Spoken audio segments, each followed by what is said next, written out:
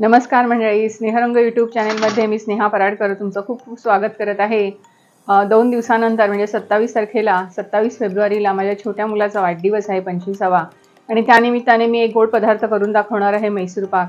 माझ्या मुलाबद्दल सांगायचं म्हणजे मला 2 मुलगे आहेत, ज्यांना कोणाला माहीत नसेल तर 2 मुलगे आहेत। एक मोठा आहे तो 27 वर्षाचा आहे, 27 पूर्ण होऊन 28 झाले आणि छोटा आहे तो 25 वर्षाचा आहे। की दोघेही खूप छान शिकलेले आहेत आणि व्यवस्थित आपल्या मार्गाने म्हणजे अक्षरशः की कोणाच्या ओळखीशिवाय आणि काही केल्याशिवाय स्वतःचे मार्ग स्वतःच त्यांनी निवडलेले आहेत। आणि छोटा जो आहे तो अगदी 17व्या वर्षीच यूट्यूबचा कंट्रीब्युटर झालेला आहे आणि स्वतःच्या हिमतीने झालेला आहे ते। आणि चेन्नईमधून VITमधून त्यांनी MCA केलेलं आहे पूर्ण आणि खूप हुशार आहे।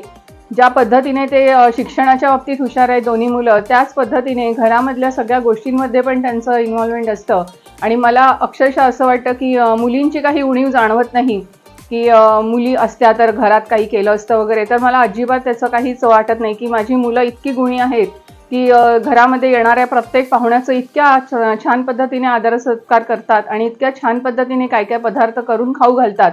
इतके हुशार आहेत की मी कुठे बाहेर गेले किंवा मी आजारी जरी असले तरी माझ्या घरामध्ये अजिबात असं वाटणार नाही की माझं म्हणजे मी नाही आहे असं। इतक्या छान पद्धतीने ते घर स्वच्छ करणं किंवा काही शिकवावं लागलं नाही, इतक्या छान संस्कारात वाढलेली आहेत आणि खूप अभिमान आहे मला त्यांचा की आम्ही दोघांनी म्हणजे माझ्या मिस्टर आणि मी इतक्या छान पद्धतीने त्यांना वाढवलेलं आहे।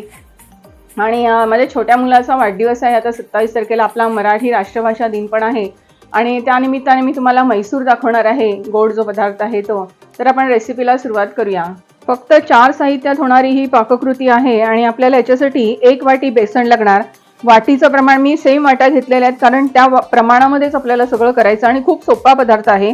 तर आपल्याला 1 वाटी बेसन लागणार आहे, 1 वाटी साखर आहे, 1 वाटी आपण गाईचं तूप घेतलेलं आहे, साजूक तूप आहे ते, आणि ह्याच वाटीच्या प्रमाणाने अर्धी वाटी आपण पाणी घेणार आहोत। बस इतकंच सामान आहे। तर आपण रेसिपी चालू करूया। सर्वप्रथम आपण बेसन फक्त सुक्का आपल्याला भाजून घ्यायचंय, वास असतो तो निघून जाईल, सतत परतत राहायचंय। आपलं बेसन छान खरपूस असं भाजून झालंय, रंग बदलायचा नाही त्याचा, फक्त आपल्याला परतून काढायचे की कच्चा जो पणा बेसनाचा असतो तो जाईल। गॅस काढून टाकूया आपण आणि हे काढून घेऊया एका आपण अर्धी वाटी पाणी घालणार आहोत, 1 वाटी आहे या बेसनामध्ये घालून घ्यायचंय। या गुठळ्या न होता असं छान एकत्र करून घ्यायचंय बेसन आणि तूप। आणि हे बॅटर आपण रेडी ठेवायचंय। इथे एका बाजूला आपण पाक करत ठेवलाय।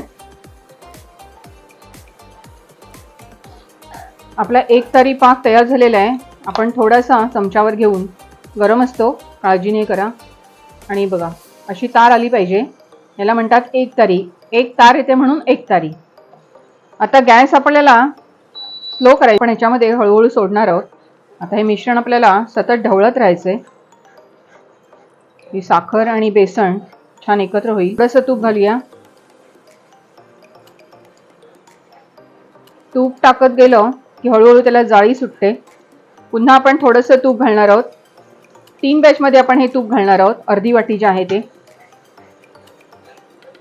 उरलेलं जे तूप आहे ते आपण टाकून देऊया।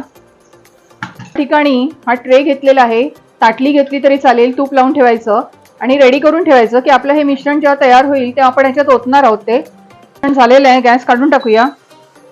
आता आपल्याला ह्याच्यामध्ये केकचा टीन घेतलेला आहे मी आणि त्याच्यात आता हे ओतणार आहे। तर टॅप करायचं नाही कारण ह्याची जी जाळी असते ती जाण्याचा संभव असतो, म्हणून हळूच फक्त अलगद हलवायचं, खूप जोराने असं हलवायचं नाही ते, आणि असंच ठेवून द्यायचं की सेट थोडंसं झालं की आपण वड्या पाडूयाच्या। मस्तपैकी सेट झालेला आहे मैसूर पाक, बघाल तुम्ही, अतिशय सुंदर।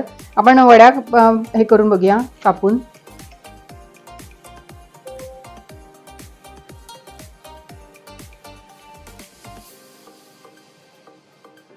सेट व्हायला द्यायचं ते व्यवस्थित, तरच त्याच्या वड्या छान पडतात।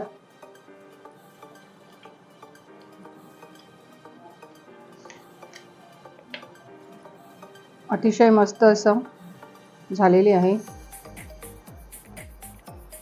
मस्तपैकी मैसूर पाक करून दाखवलेला आहे, अगदी सोप्या पद्धतीने आणि पटकन होणारी कृती आहे। तर नक्की करून बघा। आणि चॉकलेट पण मी केलेले आहेत, त्याला खूप आवडतात चॉकलेट। तर लेकाला माझ्या सगळ्यांतर्फे म्हणजे स्नेहरंग परिवारातर्फे शुभेच्छा तर द्याच आणि सगळ्यांनी त्याला आशीर्वाद द्या। वाढदिवसासाठी नक्कीच त्याला शुभेच्छा द्या आणि रेसिपी आवडली तर लाईक करा, शेअर करा आणि सबस्क्राईब करा. धन्यवाद.